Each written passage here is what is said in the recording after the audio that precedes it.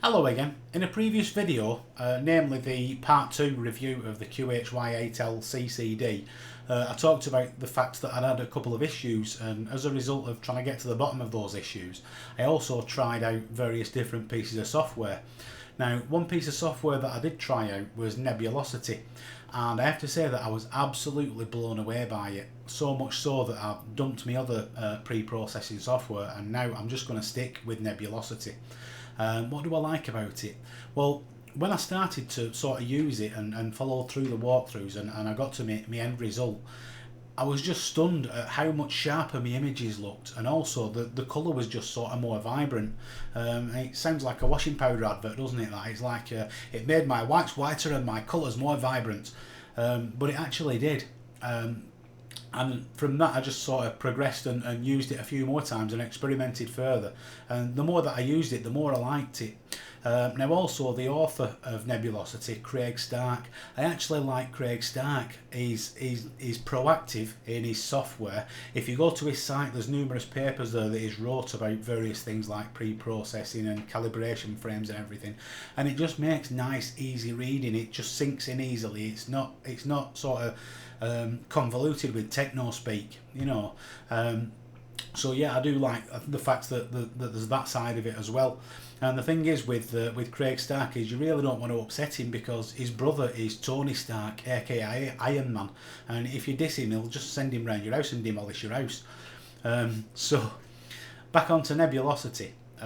It's not only is it a processing program, it's a full capture program as well, and you know, you can capture, it's ASCOM compliant, you can do your capturing with it and your pre-processing with it, and to an extent quite a bit of your post-processing.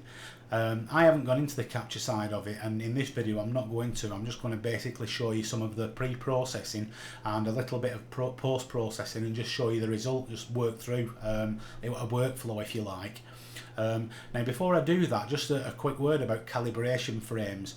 As you probably know, you get your darks and you get your bias frames and you get your flats. Now bias frames are basically, it's a noise, but it's a noise where you take exposures at a zero exposure rate, and you produce this noise, and it's just the noise, the electronic noise that a chip makes when it's got a voltage applied to it, not necessarily when it's imaging. So that we'll call that bias noise if you like. Now on top of that we have dark noise. Now darks are produced by the chip and the imaging side of it, the chip actually working, and it's actually sort of has to be the same as in temperature and in exposure duration as your in effect your light frames, your subframes. Because you need an equal amount of noise, because what we want to do is reduce that noise. It actually subtracts it from your finished images. Now on top of that we have our flat frames. Now a flat frame is it's taken at a fast shutter speed, and it's taken of a light subject. I actually use a laptop that I have open, and I have a notepad page open on full screen, and just basically hold my telescope against it, sit my telescope with the end facing against the notepad screen, and take my exposures that way. Now what they do is they reveal any vignetting you might have. And I don't know where I'm kidding with that vignetting. I'm not French and I'm not in France, I'm in Northern England, and to me it's a vignette, right? So any vignetting that you've got in your images, it subtracts that your flat frame. And also if you've got any dust bunnies, any little sort of flecks of dirt on any of your lenses, it takes that and it subtracts it from your subframes. Now there's been some sort of discussions going on lately that if you've got a bias frame and you've got a dark frame, the dark frame also contains bias, because it's got the electronic noise that the chip has naturally, and then it's also got the noise created by the exposure, so it's got both. So if people are subtracting bias frames and dark frames from their actual images, in effect you're subtracting bias twice. And so what you're doing is you're taking it away, and then you're taking it away again, which will give you in effect the opposite of some bias noise in your image. So I actually do my processing a little bit different. I do use a bias, but I only use it on my flat frames, and I'll show you how to do that when I do this process through Nebulosity. And I think, you know, you'll be fairly happy with the results, and I more than certainly am. And like I said, it's my tool of choice now. So let's just go over to Nebulosity and take a look, and we'll do a sort of a workflow for you.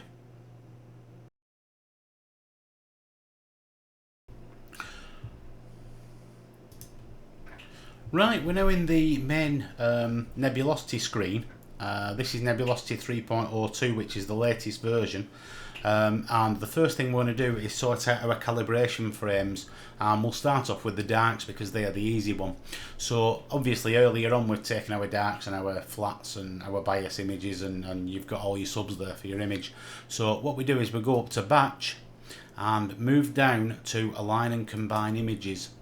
Now in this section we want to save stack because we want to stack all these darks into a single master dark. The alignment method wants to be none. The reason being we're not aligning any stars in this instance, we're just putting the darks over the top of each other. The stacking function in this case will be average because when processing darks it actually averages all the darks out to make this master dark. Also we want fine-tuned star location to be unchecked because there aren't any stars. So now when we click OK and browse to the folder where your darks are going to be, so there we are, we've got a set of darks there, and just as a little sort of piece of side information if you like, I've actually been reading that some very clever people that are sort of a lot clever at mathematics than I am and know all about logarithms that work with these things, they've decided that when you're averaging out sort of images such as darks and flats and everything, the logarithm that averages them out actually works better with odd numbers. So you know, it might be a good idea to just get in the habit of taking odd numbers of darks and flats and bias frames before you actually stack them and average them. So anyway, we click on our first dark and then hold shift and click on the last dark and click on open, and that's now stacking those darks one on top of the other and averaging them out, and you can see the odd pixels there that are in the darks as it goes through, and it's actually quite a quick process. It'll do it quite quickly. That there are actually about 49 darks there, I believe, and there we go. Now it wants us to save the file, so just go back into our darks folder and just simply call it master dark and click save. That's our master dark created. Next we're going to create a master bias frame. So again we go to batch and we move down to align and combine images. Output mode is going to be save stack again. Obviously alignment method none. We're going to average and we don't need the fine-tuned star location. So click OK again, and this time browse to your bias folder, your bias frames, and the same thing again, just hold shift and click. Now these have got quite long file names here, and it's just because I was really lazy when I was taking them, and in my capturing software I didn't bother creating a file name, so it's just added lots and lots of numbers after them. You know, you always will have different names. As you can see, the bias frames are different. You see how there are no hot pixels there, and it's a different sort of noise. They're like vertical lines. Again, they'll stack quite quickly, and there it is, it's done. So again, we browse to the bias frames folder and we'll call that master bias and click save.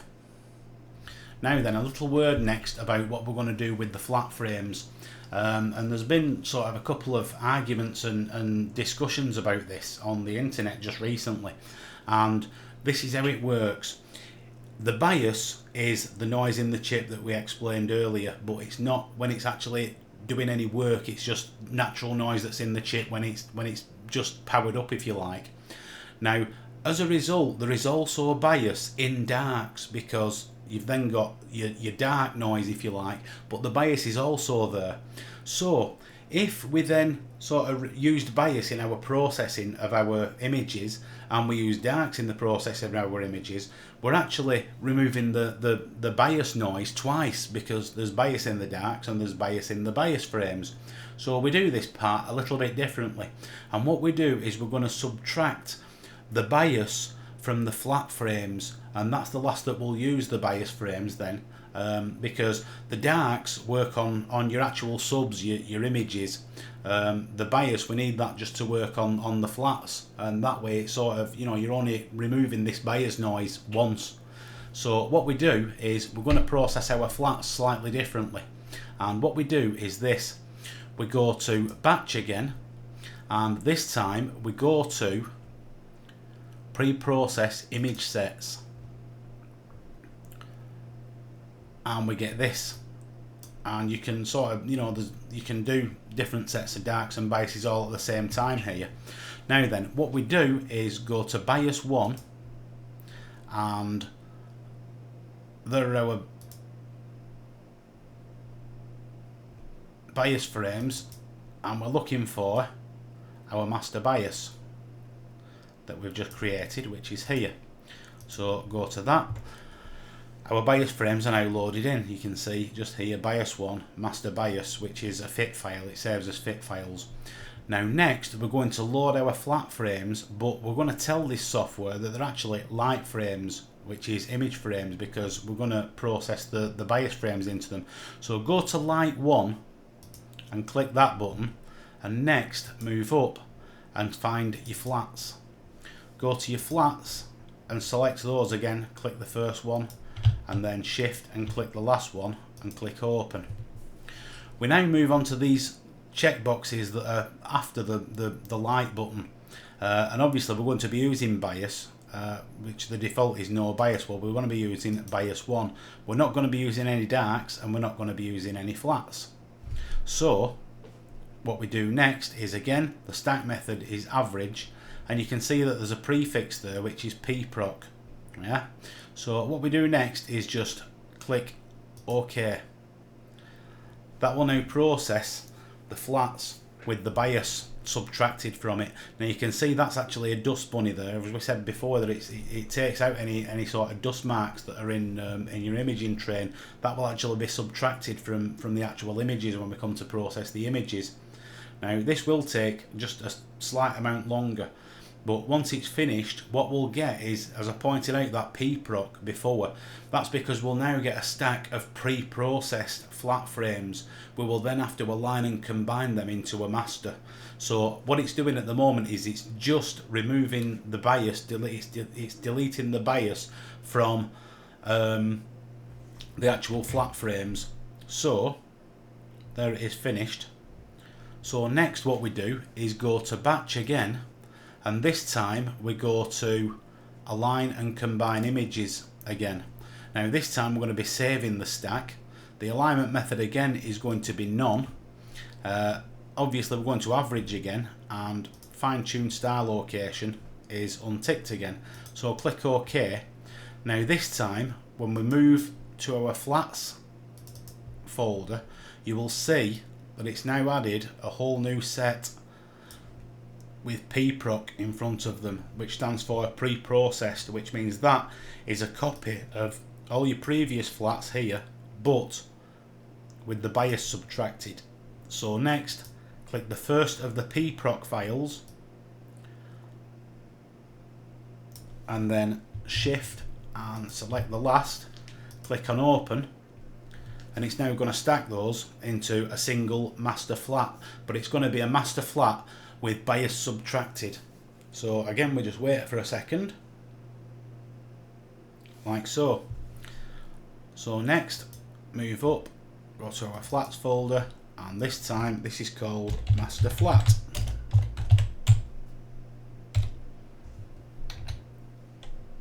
And we save that. Right, that's actually now our calibration frames, as they're called, because it's sort of a group name for flats, darks and biases, calibration frames. We've now created all of those, so next we're going to actually move on to processing our image files. Right, the first thing that you may want to do, and you can do this at any stage that you want to, is you might want to just sort of filter out any bad frames you might have. Just sort of look through them. So what we do for this is, if we go to File, and if you work your way down this menu, you will see Preview Files.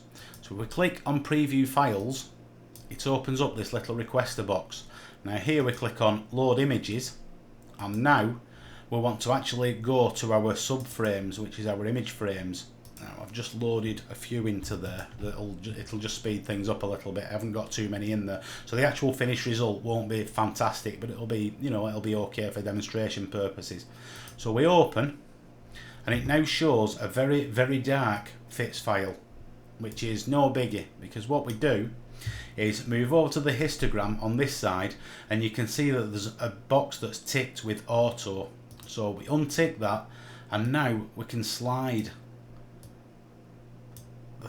the controls over, the balance for the controls. Now what's a really good thing here is if you've got a wheel mouse, if you click on that actual control, your wheel on your mouse will tune it, and you can just get it to a level that is right for looking at. Now what you can do is you can sort of scroll around each image. Now you can see there that we've got a satellite trail. Now that's no biggie, leave it in there, it's not a problem. We're going to remove those later, and we can actually just take those satellite trails out and leave the rest of the image intact.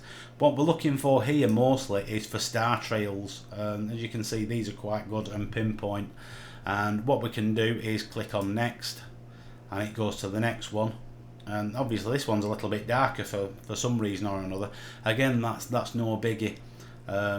So we just have a quick check over. You can see that the galaxies there, it's just a stretched fit file list, so that you can see that it's in black and white, it's mono, and the Bayer matrix is in there, so it doesn't look great. Doesn't matter, we're just looking for sort of bad issues like star trails or just particularly bad frames. Click on next and just work your way through them. Work your way through each of the frames. Now if you find a bad one, you can do one of two things.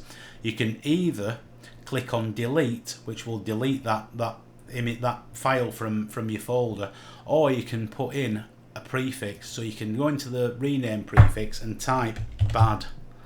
Now what you do is if you find a bad frame, you can then, all you have to do is click on rename, and it will rename that frame with the bad prefix before it, so you know which one it is when you come to look at them later on. So we just go next, flip through these, and I know that these are all decent frames, so you know we can stop at that point, and you can click on done. Now at any time through the processing sort of schedule, if you like, you can do that same thing. You know, if you complete a process, again, if you want to, you can sort of click on file and click on preview files and look through them again. So later on, when we've sort of debayed and got some colouring, you can do the same thing again if you like. So what we do next is click on auto again, just to set the histogram back to where it should be.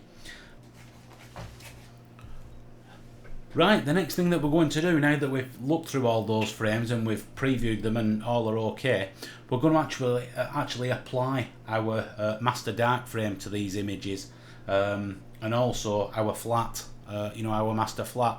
So what we do next is we go to batch, pre-process image sets, like so. Now this time under darks, we're going to select our master dark,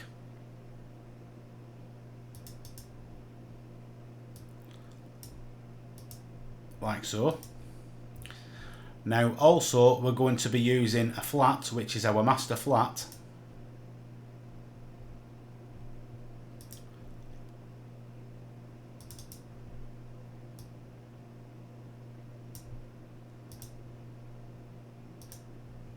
and we're not going to use a bias, because don't forget we've already used the bias. The bias has been applied to the flat. We don't use the bias again now.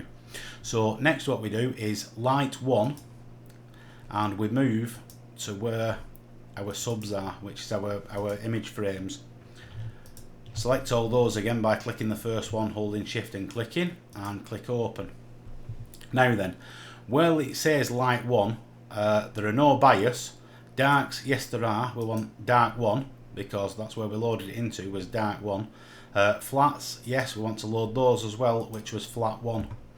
Now the stacking method again is just averaging at this point. We're not going to be aligning just yet, and the prefix will be pre-proc, and we'll show you that in a moment once it's done this process. So click on OK, and as you can see, it's just told me that there are 19 frames there to process. So once it's completed those, which is actually just applying the darks and the flats to every frame now. It does actually show you also at the bottom where it's up to. If you watch these little sets of numbers moving along, it shows you, you know, the whereabouts it's progressing, the software with the process, and there it is, it's finished. Now again, we're going to do further processing, because what we do next is we're going to do a process called normalizing. Now the normalizing process, what that does is it looks at the light intensity in each of your frames and it normalizes it. It makes it takes out any sort of deviation in brightness in your images, makes them all similar. And what that does is it actually makes it easier for the software to work on the different processes later. So again, we go up to batch, and this time we're going to normalize intensities. So click on normalize intensities, and we move up and go to our subs folder. Now obviously we've got our original subs there, but also you can see that we've now got a completely new set that have got pproc in front of them because we've pre-processed them. So we select just the pre-processed images, click on open, and that's now normalizing all those images. It's just going through each image and just checking the brightness levels and making them all the same.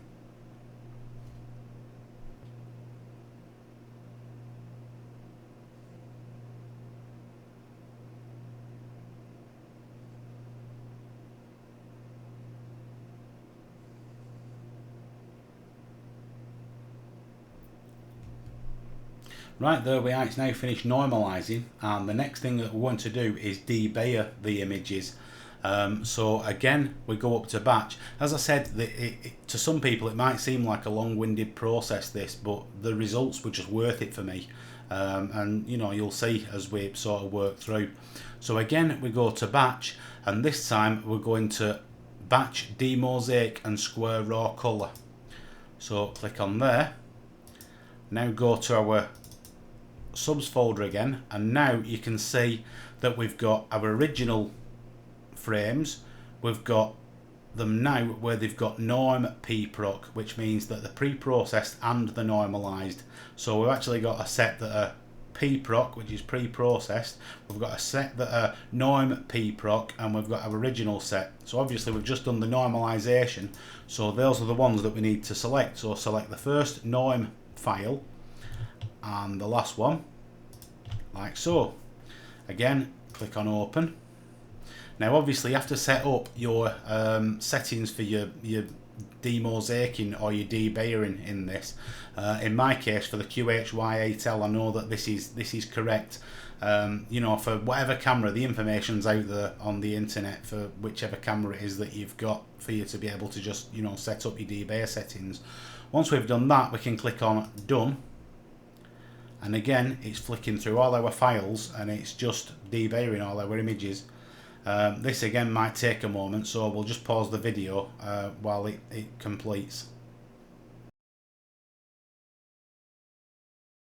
Okay, it's now finished doing the debayer, and you can see a trace of something there already, and you can also see that it looks a little bit green. Now if I take off the auto and just take it up a little bit, you can see that it's actually very green. The reason for that is that I use a clip filter on my camera, so it gives that green cast we've got to take out, and we'll do that shortly. But okay, so there we are at the moment. We've now done our debayer. Now what you can do again at this stage, if you want to, is you can go to File and you can go to Preview Files, and you can have a look at them again if you like. So if we're loading images and go to our subs, you can see that now we've got a new set, and this time they're called Recon because it's reconstructed the colour, the normalised and the pre-processed. So if we click on the first Recon and then shift and click on the last Recon, open. And again, if we click on the auto button to disable the auto histogram and just brighten things up, and again using the mouse wheel to get them to sort of a level that's comfortable, you can again flick through, and you might find one that's got sort of a real lot of noise in it. You know, it's particularly noisy for some reason or another, and you might want to just remove that, you know, if you're being particularly fussy. So there we go, we've done that part. So next we're actually going to do some stacking, but we're not going to stack in the normal way that you would expect to stack, because what we're going to do is this. We click on auto again, just take the histogram back down. It stops things getting confused at a later stage, that if you make sure that you re-click auto if you've unticked it, always tick it again afterwards, because when you actually get to your processing, you might have the auto unticked, and what you're seeing is in your preview screen isn't what it's actually doing to your images. So right, next what we want to do is batch, and now we're going to be stacking, which means we're going to be aligning and combine images again. Now you might think at this stage that we want to save the stack. I actually don't. I want to save each file again, which means that it'll align all my images, but they'll still be separate files but aligned. You know, the stars will be aligned. Now the alignment method in this is going to be translation, which if you've got an EQ mount, then translation works fine. The translation and rotation will work if you've got an Alt-Az mount, where you get a rotation error and it'll attempt to fix them. Now what you have to do with that is on each frame you'll have to select 2 stars instead of a single star to align to, because it will correct the rotation as well. Now also at a later stage, as you get more advanced, you might find that you've taken a number of frames on your EQ mount in one position, and you might have done a meridian flip and taken some more frames. Now those other frames will actually be rotated through 180 degrees.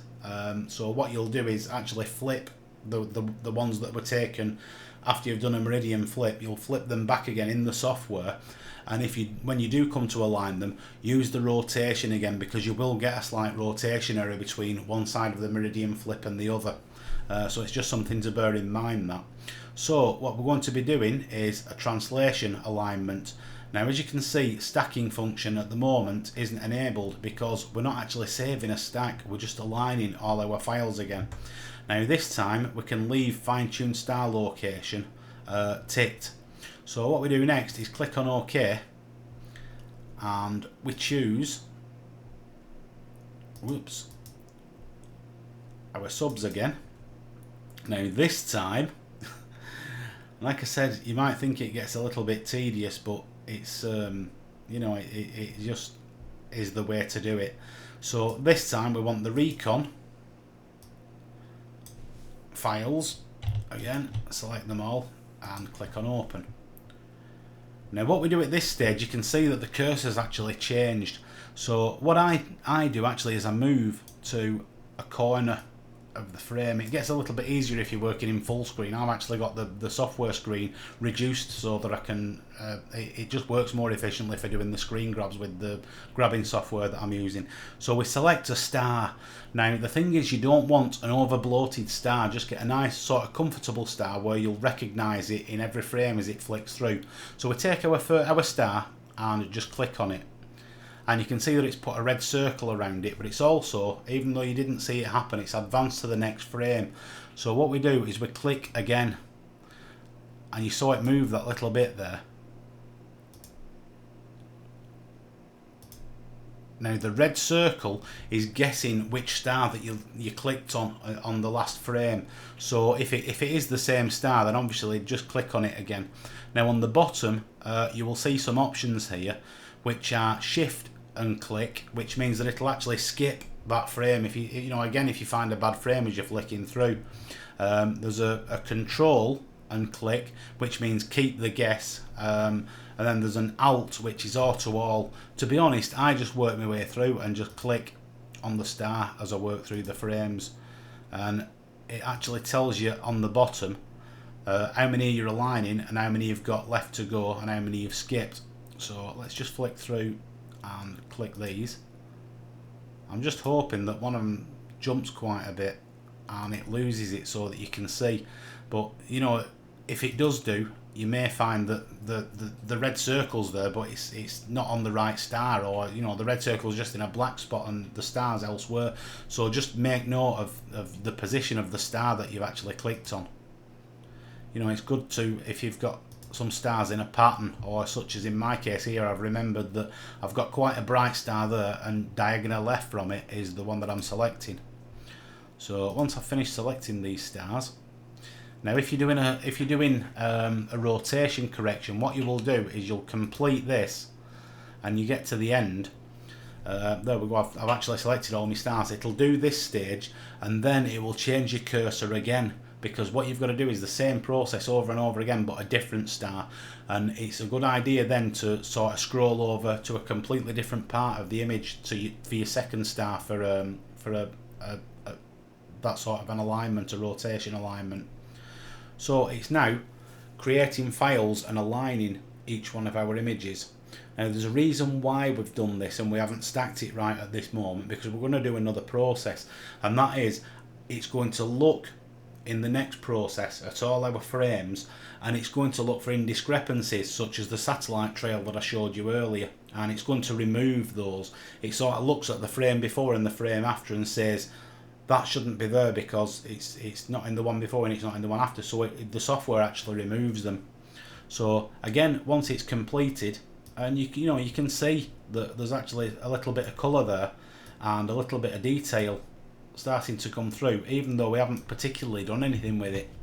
So the next thing that we do, we're actually on the final part of pre-processing now, and that is where we're going to actually stack them and remove any satellite trails or stray hot pixels. So again, what we're going to do is we're going to align and combine images. This time we're going to save our stack. Alignment method now is none, because even though it doesn't sort of make sense straight away, we've already aligned them. All the images are aligned, so the alignment method is none. Now the stacking function, we're going to use a standard deviation method, and the standard deviation is actually the process that takes out those sort of erroneous pixels, if you like, that I told you about earlier. And the one that we're going to use is this one, which is the standard deviation filter 1.5 typical. So tick there, and again fine-tune star location. So next click on OK, and again we have to go to where our subs are. Now this time you can see that it's put the prefix align because it aligned them earlier. So again, click on the first aligned image and shift and click on the last aligned image and click open, and it's now working its way through.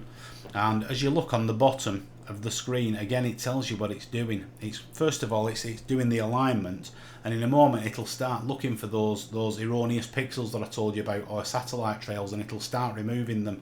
And it will show you that part when it's actually doing it, because it actually tells you how many pixels it's removing and what colour they are. It's sort of, you know, really informative software, and I do like it. I like the fact that it tells you what it's doing as you're working through.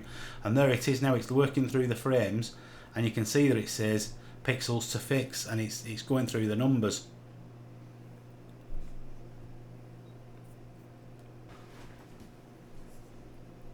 Right, as you can see now, it's going at blue fixes and red fixes and everything. Again, it was sorting out the colours, and we've actually now completed our stack. So what we need to do now is just save that. So again, whoops, move up, and this time we're going to go to our, in fact we'll do it in the root folder there just to make things easier. We'll put it in there, and let's just call that processed, and click on save. It's just so that if you do anything now that messes things up, you know that you can go back to that saved one. And that's it. Our image is actually stacked at this point. It's all stacked, it's all aligned, and we can actually now do some sort of post-processing within Nebulosity, such as stretching. So what we do, if you remember, make sure firstly that auto is ticked. It will untick itself as you work your way through sometimes, but don't worry about that as long as you start with it ticked. So what we're going to do first of all is just do an initial stretch. So if we go up to image, and you can see here that we've got levels power stretch.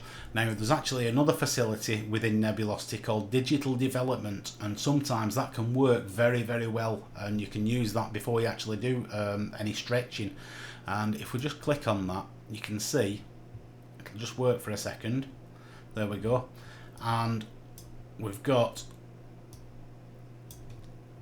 the software's done sort of a rough guess at an initial sort of process on it, if you like, but that's different than stretching. Now, as you can see, we're still green there.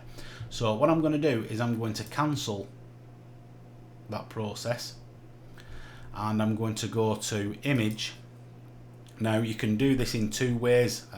You can either adjust color, background, offset, which will balance all the colors up, or what I do is I use auto color balance. So if we click on auto color balance, like so, that will have now cured that green tint that the clip filter's given it.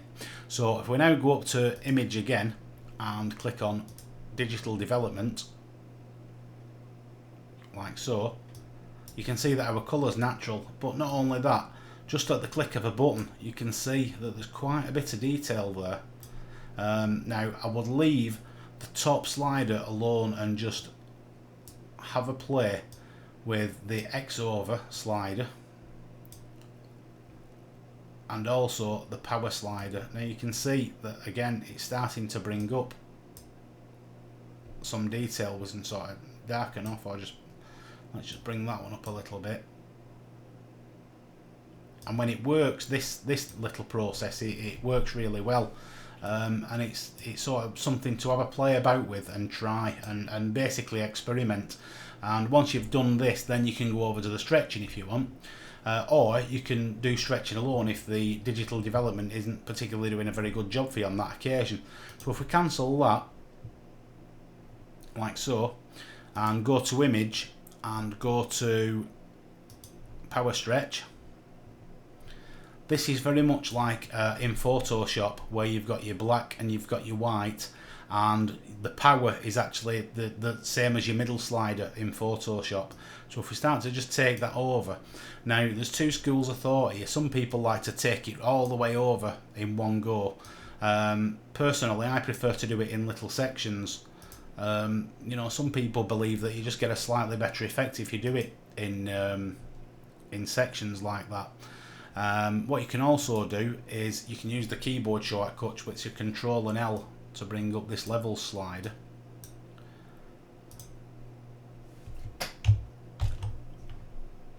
Like so. And you can see that we're starting to come up a little bit now. Now also, you might notice, let's just bring that level slider up again. You might notice that we've got a number of peaks here on the left hand side. Now what that's usually caused by is a black border around the outside of your image, and it's caused by the stacking process. If there's slight misalignment, when it's been doing the alignments, you'll get this black border, and it's where the actual frames have been put over the top of each other and lined up, and it's like excess, if you like, on the edges. So what we can do, if I click on cancel and make sure that the auto is unticked, like so, what we can do is just zoom out. Now you can do that again through the menus, or you can hold Control and press minus and just zoom out a little bit of your image. Now obviously it's too dark to be able to see whether there's a black border around that at the moment. So what we do, untick the auto in the histogram and bring it up, just brighten it right up. And you can see there's a very slight black border. I will sort of go in close up on that, but there is a very slight black border there. My tracking was actually very good, so there's not much. You might find, you know, sometimes they're quite large black borders. So all we do is we'll just crop this image, and you just drag over your image like so, like that. Next, go to image and click crop. Now we can sort of zoom in and out of that image again using either Control and plus or Control and minus. And as you can see, there's some detail starting to show there, even though, you know, this is just the preview screen. So again, just click on auto. Obviously it's gone all dark again because this histogram and these sliders are just your preview screen. Just, you know, you can sort of bring things up and down to suit if you're making any adjustments. So again, if we go to image and we go to levels power stretch, you'll see now that this histogram is nice and smooth. The bumps have gone because we've removed that black bordering, and at this point you can start to move the black over. Now what you'll notice is that the histogram splits at this point. This is, in effect, this is like a before and after. So it's the blue is the one that I'm moving over to.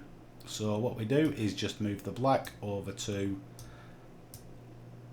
just to the slightly to the left of the peak, like so. So we're not clipping anything. Click on done, and again bring it up again. And what I'm going to do is I'm going to just do one big stretch here, you know, to just speed the tutorial up. And again, see, we need to move the black point over again, so just take it over again, just to the left. Done. And levels again, and let's give it a great big drag over like that. Oh, a little bit too much maybe. Click on done, and again you can see that we've got quite a bit there where we can take the black back down again. Click on done, and one more should do it just for the sake of this demonstration. Obviously, you know, if you're doing it for yourself, then take your time and just study what it is that you're getting. There we go, and you can see our galaxy showing up there. There's quite a bit of colour in there already, and you can see this detailing. There's some swirls sort of on the outside there. You can see, you know, sort of more light coming out, and if we flick through again, you can see the other galaxy there at the top. And again, you can control and plus just to zoom in and have a look if you like. Now at this point, what you can do is, if we just zoom out by maybe another click like that, we have another little tool, which is if you go to image and you go to sharpen, you'll see that you've got Titan star images, and that can work very, very well for you. We'll just click on that. There we go, and you get a slider, and I'll just move that over to a couple of extremes so that you can see the effect that it has on the stars. There we go, you see how it's starting to tighten the stars up. Now when you first select the tool, it does make quite a fair educated guess as to, you know, what would be a good setting. So let's just leave it at there and click on done. And as you can see, again, there's quite a bit of detail starting to come up. And if you want to, you can sort of increase the saturation a little bit. That looks as if it will take a little bit of colour sort of bringing up. So let's just adjust the saturation, bring the saturation up a little bit, and it's, you know, it's very much like Photoshop in this respect. And if you want to, there's nothing stopping you from sort of saving at this point, or, you know, any point you want to, and doing all your processing in Photoshop. I actually just like doing this initial part in Nebulosity. I just find it's very simple. Also, we've got curves in there, so if you can go to image and click curves, and the curves is slightly different than it is in Photoshop. You've got some levers that you can sort of stretch out this way and down, and it affects the position of the crossover of that little sine wave, like so. Now also, there are some presets for it which you can have a play with as well if you like. Some of them are a little bit intense, some of them a little bit more subtle. So yeah, you can play about with your levels and curves, and like I say, you can stop at any stage that you want to and just save your image and load it up into Photoshop if that's what you prefer. Now what you do if you want to do that is simply go to File, and you see that you've got a few options here. Now I like to save as a TIFF if I'm going to load into Photoshop, so you would save 16-bit colour TIFF file, and again just click on that, give your file a name, click on save, and it'll save it for you. And that's about it really for basically for pre-processing and just doing a tiny little bit of post-processing in Nebulosity. But you can see that, you know, with a lot of these other pieces of software, okay, you throw all your files in and it comes out at the other side. But I'm just really impressed with the sort of the initial effects that we've got just after doing what we've done. I mean, I know that I've got, you know, a slight amount of, oh, I've just opened a little box there. I've got some sort of little bits of noise in there, and if I zoomed it out, you can see that that's making quite a decent little picture as it is. You can see that the galaxies are starting to show, which you'd be quite happy about, I'm sure. You know, your resizing, obviously it makes it look a little bit dark as well. Images always seem to appear darker when you zoom out of them, so you can sort of take it, if you want to the size that you're going to be sort of reducing it to, if you like, when you've finished, and stretch it at those sort of dimensions. You know, I mean, if I stretch now,